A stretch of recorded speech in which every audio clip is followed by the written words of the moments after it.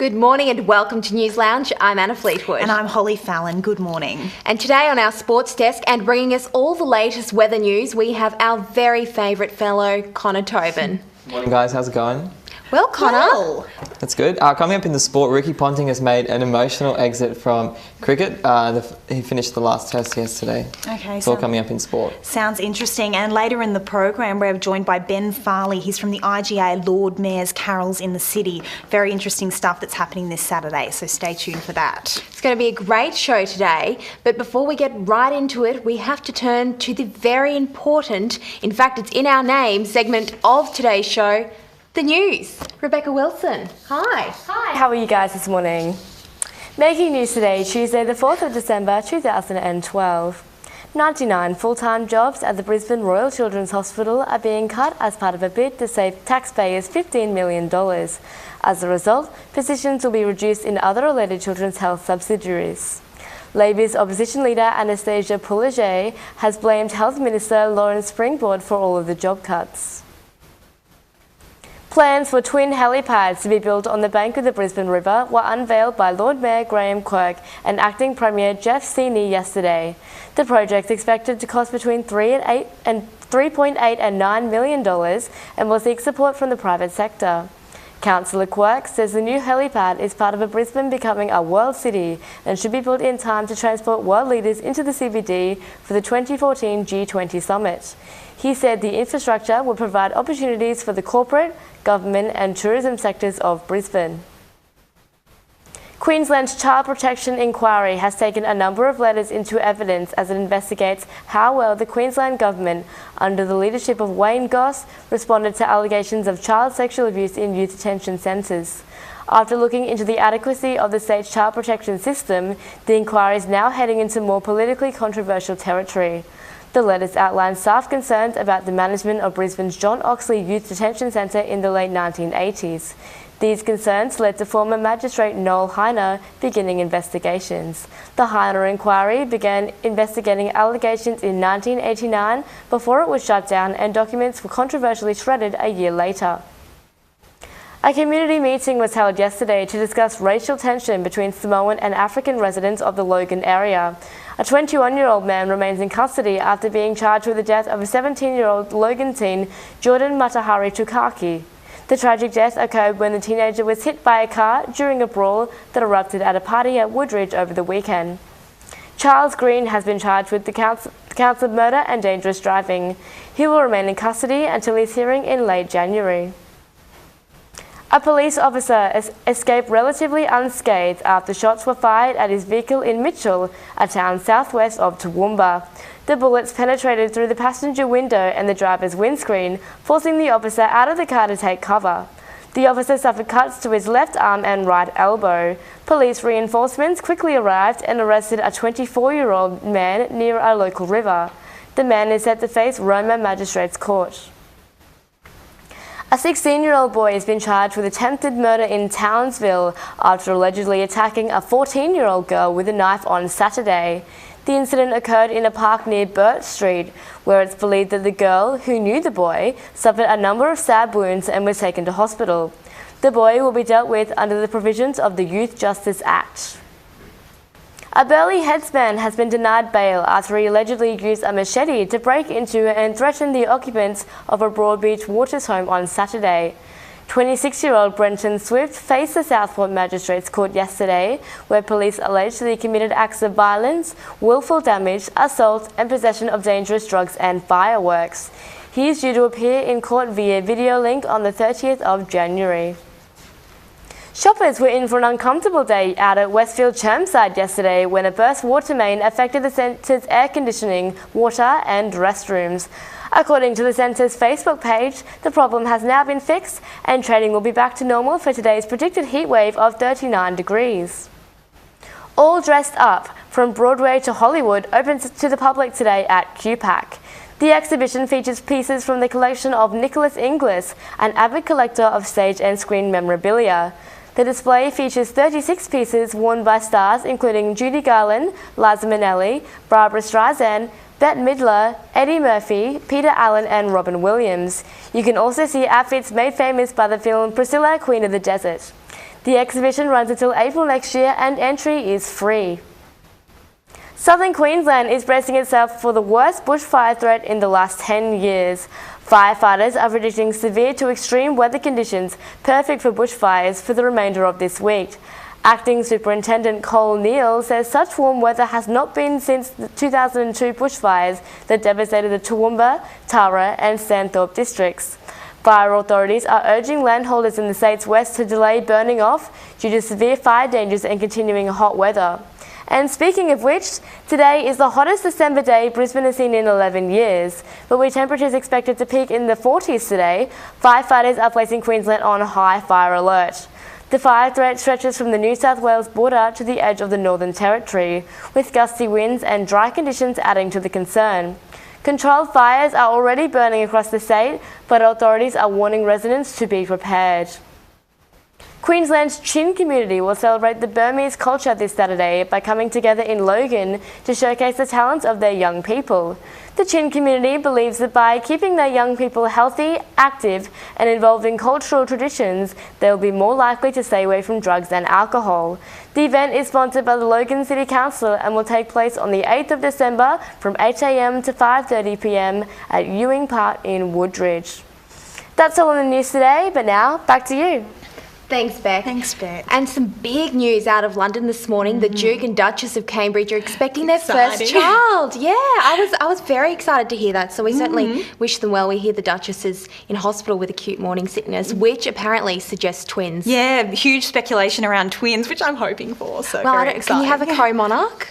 How does that work? I don't know. First twin to arrive? First one out. We'll see what happens there. Yes.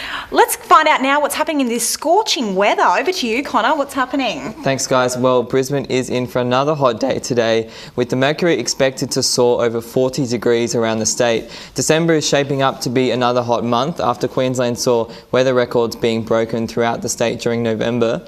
News Lounge would like to remind our viewers to remain vigilant during these bouts of hot weather, as the Queensland Fire and Rescue Service says conditions today mean about 2/3 of the state will face serious or extreme fire threat. As for today's weather, Brisbane is expected to be fine, mostly sunny and very hot today. We will experience a top of 39 degrees here in the city and a bit cooler, 37 on the bay side. There'll be light to moderate north to northeasterly winds with a severe fire danger. The Gold Coast will be fine and mostly sunny with a top of 35. The Sunshine Coast will be fine and mostly sunny also with a top of 38. Ipswich can expect a very hot and sunny day with a top of 41 there. Around the state, Cairns will be fine and sunny with a top of 34. Townsville also fine and mostly sunny, 34 there as well. Mackay will see a possible late shower or storm and a top of 34. A possible shower or storm for Rocky today with a top of 39. Mount Isa will be fine and mostly sunny with a top of 41. That's all we've got time for the weather, guys. Yeah, definitely remember to slip, slop, slap there. That's it. Absolutely. Actually, slip, slop, slap was originally slip, slop, shove.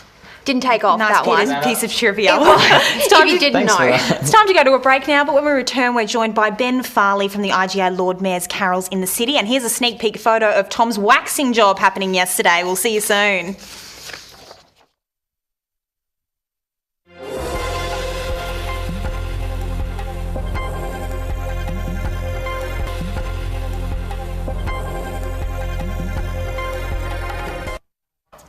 Welcome back to News Lounge. Well, we all know Christmas time is about spending some quality time with your family and friends. But personally, one of my favourite traditions is the excuse to sing in public. Yes, and this Saturday, to put Anna's vocals to the test, Brisbane will host the spectacular annual Lord Mayor's Carols in the City. It's a free family event and there's some fantastic lineups with musicians, singers and dancers. To talk to us about this Brisbane institution, we have with us today the event manager, Ben Farley. Welcome to News Lounge, Ben. Hi guys, how are you? Well, thank you. So tell us, what can we expect from this year's event? Look, this year's been going on for, this event has been going on for years and years and years in Brisbane, and as you said, it really is an institution. And look, there's so many new things and so many exciting things as part of the event. We've got Marina Pryor coming in again. She's an amazing entertainer. We've got Deborah Byrne coming in for the first time for carols. So Deborah and Marina are actually friends, so it's nice to have the two of them actually together as part of the event. We've got Christopher Wayne. He's a really fairly well-known magician around. He's making things things, you know, as magicians do, appear and disappear. And can't let too many secrets out at the moment. We've got Troy Casadale, a local here, and his wife Laurel as well are going to be performing. Plus, lots and lots of other exciting things as part of the event. What are some of the beautiful songs? Can you let any away? I don't think I can let too many away, but one of our big things is we want people to be able to sing carols. So a lot of your favourite carols will be there as part of the event. You know, we can't really take requests on the day, unfortunately, but we will have a lot of stuff as part of it. So, you know, the Silent Nights and Away in a Mangers, Joy to the Worlds, all of those really fun carols. So very singable carols, as part of it. All the favourites, really. Pretty well all the favourites. Well, you're talking about, you know, all the old favourites there, and this is Christmas carols. You're very limited in what you can put on each year. How do you keep it fresh?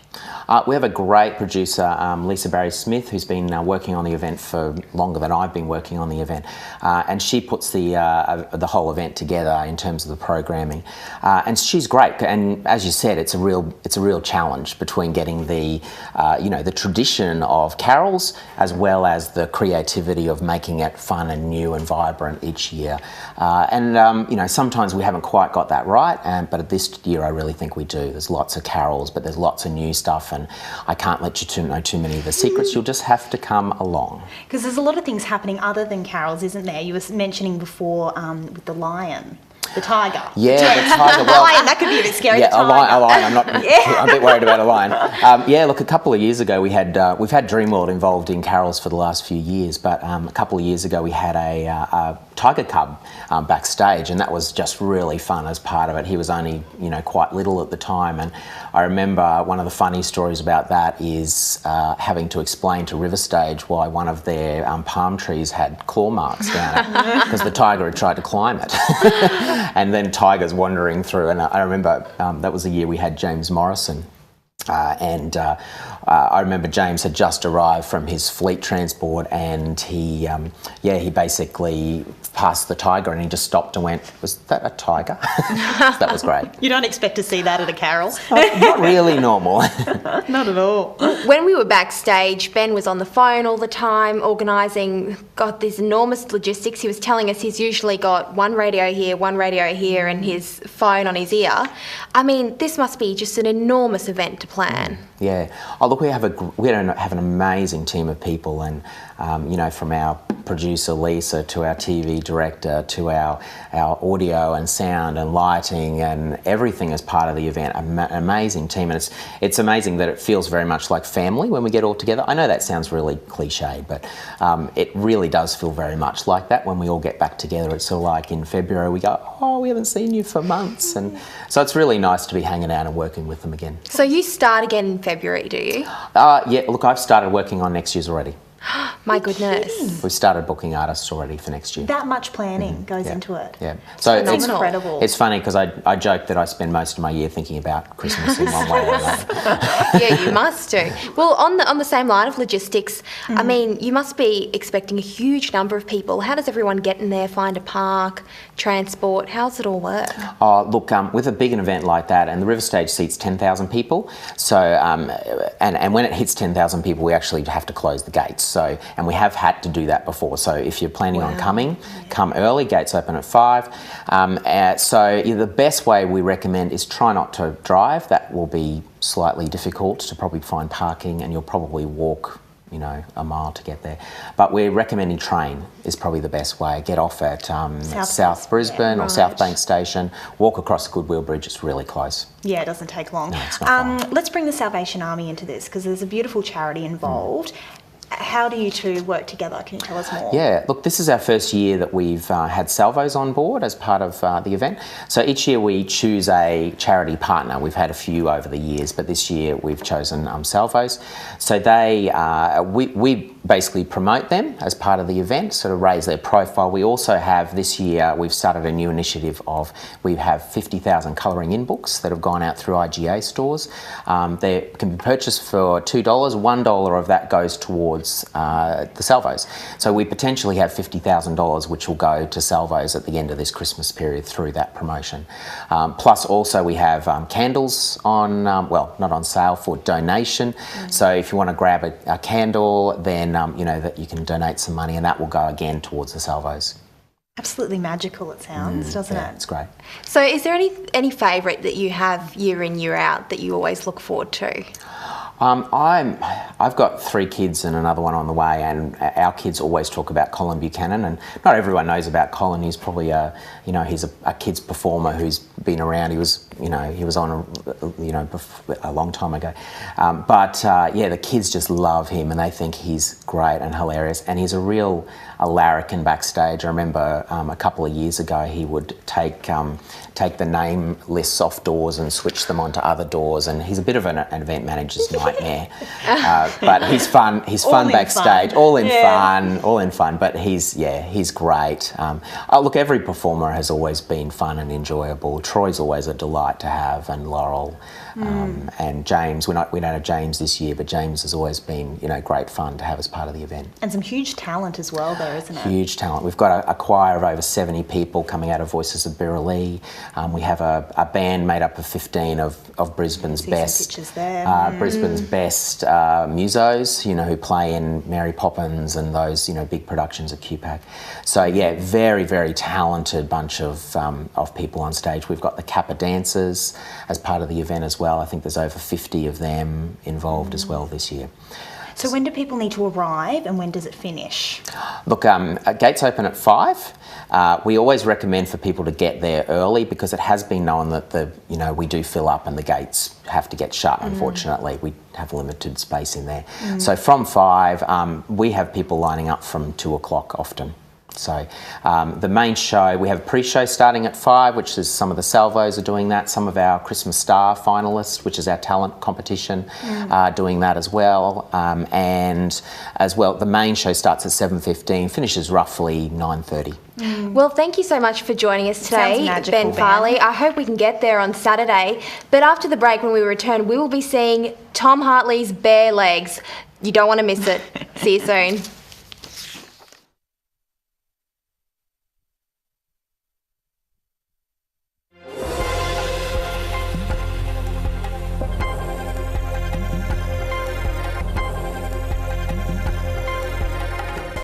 Welcome back to News Lounge. If you've just joined us, we've been speaking with Ben Farley, the event manager for the IGA Lord Mayor's Carols in the City. Bit of a tongueful, that one. It is. It's a big name, but it's going to be a great show, a spectacular show this Saturday. It's free to go along, so make sure you do. And it's for the Salvation Army, so it's for fantastic a good cause. causes behind it. Let's head over to sport now with Connor. What's happening in the world of sport, Connor? Thanks, guys. Well, the Rugby League Players Association and the ARL Commission remain undecided on a new collective bargaining agreement. The Players Association is pushing for a higher $6.5 million salary cap, as well as increases for State of Origin appearances and better retirement funding. The Commission isn't willing to play ball, only offering a $5.2 million salary cap and little changes to other conditions. Brisbane-born Jesse Williams helped his college football team to victory on the weekend, despite suffering an injury to his right knee. The burly 21-year-old is a key defensive player for the University of Alabama's Crimson Tide gridiron team. Williams' knee gave way during the third quarter, but true to the tattoo on his head, which says "Pain is a liar," Williams returned to the field. Crimson Tide defeated the Georgia Bulldogs 32-28 to secure a place in the college championship on the 7th of January. Samantha Stosur has been named Australia's most outstanding tennis player for the third year straight after receiving the Newcombe Medal last night. Stosur said that receiving the medal for the third time was an amazing honour and that the Newcombe Medal was a great reason for the tennis community to come together and celebrate the sport. Despite not winning any single titles in 2012, Stosur reached the final at Doha and Moscow and was a semi-finalist in 4 other events, including the French Open. Ricky Ponting has ended his international career after being dismissed for 8 in his 168th final test. Australia's once king of cricket was caught out at the first slip of the bowling by Peterson just 3 minutes before lunch on the 4th day of the third test against South Africa at the Wacker in Perth. Some say it was a sad way for Ponting to leave the game, but after scoring 13,378 runs in his test cricket career, he had already earned the respect of the crowd and his teammates. Every South African player shook Ponting's hand while the Perth crowd rose to their feet to farewell the 37-year-old. After his shocking departure from the Parramatta Eels, Israel Folau has confirmed he will join the New South Wales Waratahs on a one-year contract. This announcement marks the third time Folau has switched football codes within 4 years. The Brisbane Broncos have dismissed rumours of Petro Civonicava's career being reactivated should the club have a front row crisis next season. Civonicava has retired from NRL after playing his 309th game back in September, but he has agreed to play for the Redcliffe Dolphins in the Queensland Cup. Club manager Andrew Gee has ruled out a return from Civonicava, believing the Broncos roster has a strong batch of front rowers to compensate, which includes Ben Hannett, Josh Maguire and Dave Harler. And that's all for the sport. Back to you guys. Thanks, Connor. Well, it was lovely to see that the South African team was so lovely when Ricky Ponting finished his last game. I think they formed a guard of honour, I saw, and like you said, they all shook his hand. I mean, that's lovely sportsmanship. Oh, most definitely. You don't see it very often. Such a shame it wasn't one of his best games. It but wasn't the best way to sort of leave, but at least made the best of it. No, but he is an Australian cricketing institution, to put it lightly, so we certainly wish him well. I don't know what he'll be going on to do, but I do know what we're going on to do is to watch some good TV. This is going to be some great TV. Yesterday, some of the News Lounge crew, including myself, set out to wax Thomas Hartley's legs. You'll see why. We're going to go to that video right now.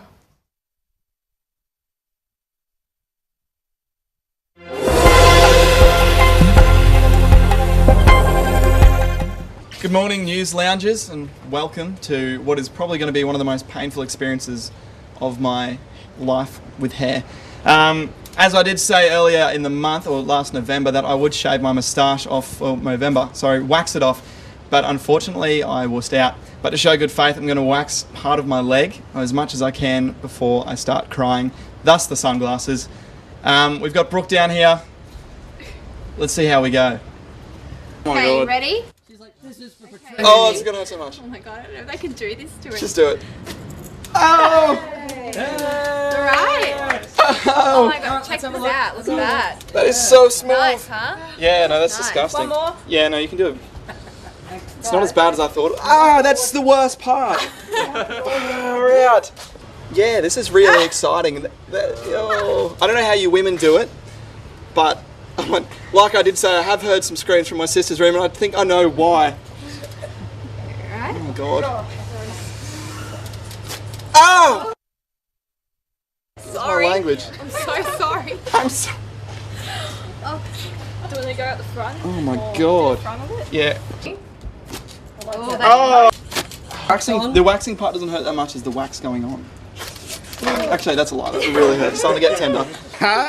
did you make the wax? Oh, it was really Okay. drawn blood. We've officially drawn blood. Oh, no, they're on for a reason. I'm about to cry. This really hurts.